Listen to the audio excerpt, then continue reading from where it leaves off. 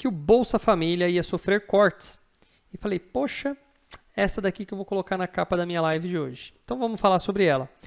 Equipe do Lula confirma cortes no Bolsa Família, reduzindo o número de beneficiários. Vamos ler. A reformulação do novo Bolsa Família tem sido resultado de um trabalho conjunto entre os ministérios. Agora, a chefe da pasta de planejamento, a Simone Tebet, informou que a folha de pagamento do programa social passará por cortes significativos. Embora não seja uma surpresa, considerando que o próprio presidente da República, Lula, mencionou que nos primeiros atos dele seria em relação ao Bolsa Família, executando um pente fino, a medida não é bem vista pela população. Em parte, a iniciativa visa evitar fraudes e pagamentos indevidos. Por outro lado, pretende assegurar que somente cidadãos em real condição de vulnerabilidade recebam essa transferência de renda. Os cortes no Bolsa Família já começaram. Na prática, o pente fino executado pelo Ministério do Desenvolvimento e da Assistência Social, Família e Combate à Fome, que é do Wellington Dias. A pasta firmou a parceria entre os estados e municípios para gerir a atualização do cadastro único. O sistema funciona com a base governamental, reunindo informações acerca da população de baixa renda e extrema vulnerabilidade social. A partir da inscrição no cadastro único, as pessoas têm chance de serem redirecionadas a iniciativas no âmbito social, como Bolsa Família, Vale Gás, Tarifa Social, entre outros. Atualmente, existe cerca de 40 milhões de famílias inscritas no cadastro único. Deste total, 40 milhões... no cadastro único. 21 milhões compõem o pagamento do Bolsa Família, ou seja, 1 a cada 10 brasileiros estão no Bolsa Família. Mas cabe ressaltar que a iniciativa do governo não consiste apenas em realizar cortes, como também uma busca ativa por famílias que se enquadram nos critérios do programa e ainda não recebem o dinheiro. De acordo com o Ministério do Desenvolvimento Social, ou de acordo com o ministro, esta busca partirá do próprio governo. Na prática, equipes formadas por assistentes sociais dos estados e municípios serão designadas para ir de porta em porta, realizar as inscrições de famílias carentes que ainda não fazem parte, então redirecioná-las ao Bolsa Família. Interessante. Deixa eu entender melhor. Qual é o prazo dos cortes? De acordo com a ministra, os cortes vão ocorrer no período de 60 dias, iniciando em fevereiro e terminando em março. A princípio, o prazo para executar os bloqueios seria de 30 dias, mas a chefe disse que a mudança tornou-se necessária.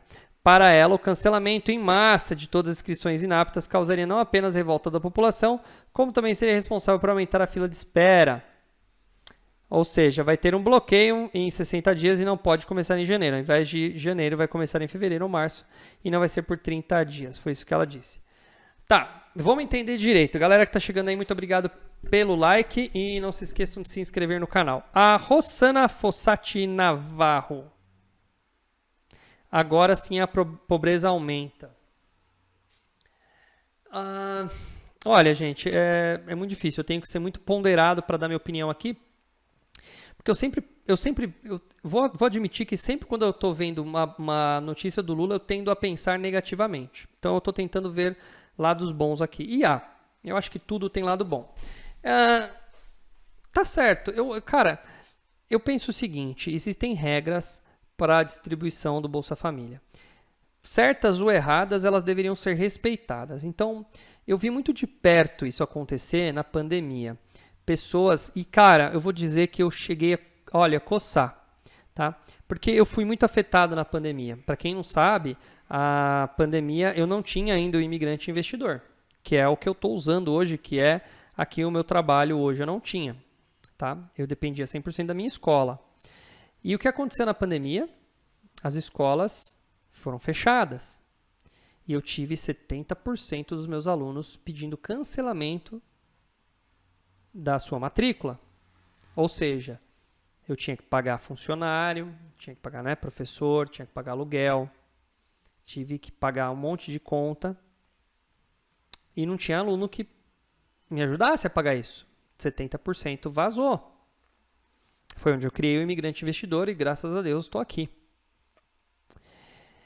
Mas naquele momento onde eu comecei a ter uma debandada de alunos, eu cheguei a baixar o aplicativo do auxílio emergencial. Mas naquele momento, gente, bateu, primeiro foi um desespero, mas logo em seguida bateu um pensamento, que é o pensamento ético. Eu falei, cara, olha, fome eu não vou passar. Eu sabia que fome eu não ia passar.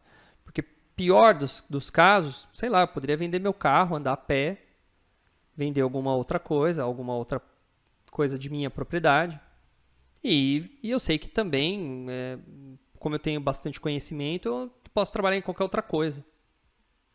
Né? E, no mínimo, pegar uma moto e trabalhar de entregador. Porque naquela época o entregador era o único cara que estava trabalhando, né? Entregador de farmácia, entregador de mercado, entregador de iFood. Esses caras estavam trabalhando pra caramba. Eu falei, então tá bom, passar fome eu não vou. Então eu não vou pegar o auxílio de R$600 ou emergencial. Mas eu confesso que na hora que eu comecei a ver um monte de gente saindo da minha escola, contas chegando, galera batendo na porta, ó, você pagar esse boleto aqui, me bateu um desespero.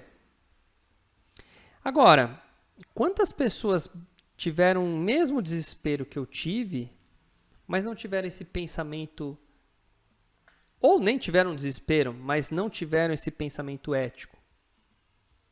Ou seja, será que tem gente precisando mais do que eu? Foi isso que eu pensei, tem gente que está precisando mais do que eu, tem gente que vai passar fome mesmo. Então, eu vi de perto, conheço pessoas que pegaram o auxílio emergencial e não foi porque estavam passando fome. Então eu fico me perguntando, será que essas pessoas foram éticas? Será que elas trabalharam dentro da moralidade? Creio que não. Porque o brasileiro ele tem um chip na cabeça de que eu tenho que aproveitar o máximo possível. O cara é mandado embora, ele quer ter os 6 meses do fundo de garantia, do seguro-desemprego, aí que ele vai procurar emprego, porque ele vai ficar 6 meses em casa, sem fazer nada. Eu tenho um pensamento seguinte, se eu fosse mandado embora, eu nunca fui mandado embora nenhuma vez na vida, mas se eu fosse mandado embora, eu ia procurar emprego no dia seguinte e eu ia ganhar em dobro, porque eu ia pegar meu salário e ganhar, ou então nem ia usar o tal do seguro-desemprego. Porque geralmente você ficar parado em casa não vale a pena. Vale a pena eu correr atrás e pegar outra coisa. Então, assim, eu sou a favor de que haja um corte do Bolsa Família para uma pancada de gente, principalmente aqueles que não precisam receber. Então, lendo esse texto, tá? Agora eu vou fazer um grande parênteses aqui. Lendo esse texto, eu acho que eles estão certos. Agora, se os motivos são realmente esses, aí já é outra história. Mas, tem lógica.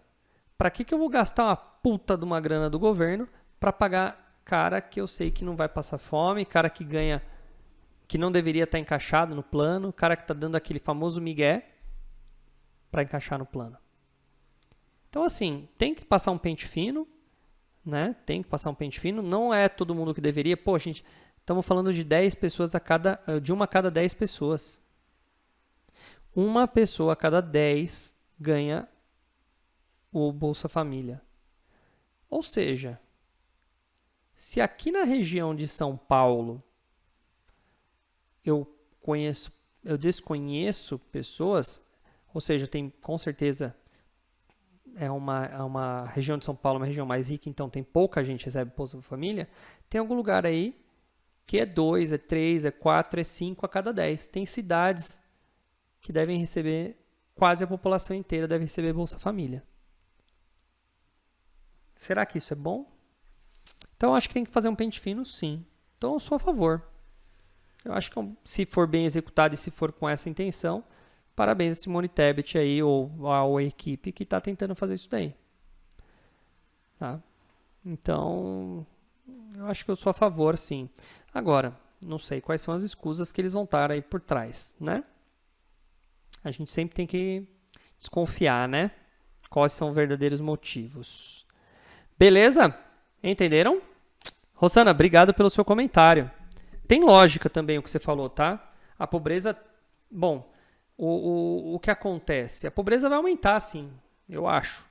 Mas não exatamente por causa disso. Eu acho que a pobreza vai aumentar porque o governo vai fazer muita caca ainda pela frente. Espero que não. Tá? Mas esse é um fenômeno que eu venho já vem acompanhando há um bom tempo, viu? Não é no governo Lula, aliás, não é nesse governo, que acabei não tem um mês, não é também do governo Bolsonaro, é um fenômeno aí que eu já venho identificando há um bom tempo, tá? Onde eu vejo que pessoas estão ficando mais ricas e os pobres estão ficando lá muito pobres também. Então, vamos acompanhar. Voltei aqui para lembrar você, não se esqueça de apertar o like e se inscrever no canal para estar sempre ligado nos próximos vídeos. Valeu!